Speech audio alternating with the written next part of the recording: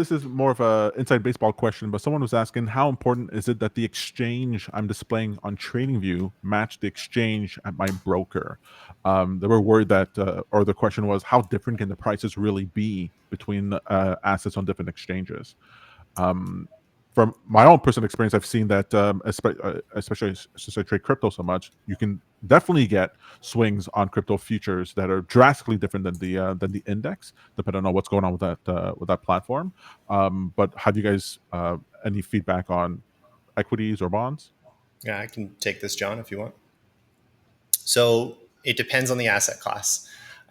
If we're talking about equities, then you're already under a regulated environment. The broker that you work with is required to give you what is called NBBO, which is the national, or the, sorry, what's the stupid acronym? National Best Bid and Offer, excuse me.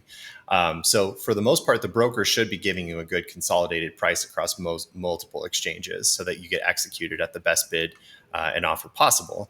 That said, TradingView's data might only be coming from one exchange. So it could be off by a couple of pennies sometimes. It just depends on what kind of stock ticker we're talking about. If it's OTC, it's anyone's guess. If it's like a little pink slip stock, it could be crazy. But if it's a large ticker, a large symbol, one of the Mag 7 or something like that, which for the most part, that's the vast majority of what people trade on our platform, or a lot of the large names, it should be extremely close to what you would expect from the broker, even if that's a consolidated price. It gets a little bit different in futures. There are a couple of different data providers in that space. And then it's also a little different in options. Crypto, of course, is a completely different question, where the exchange that we're referring to could have a fairly large delta between the Bitcoin prices on two different exchanges.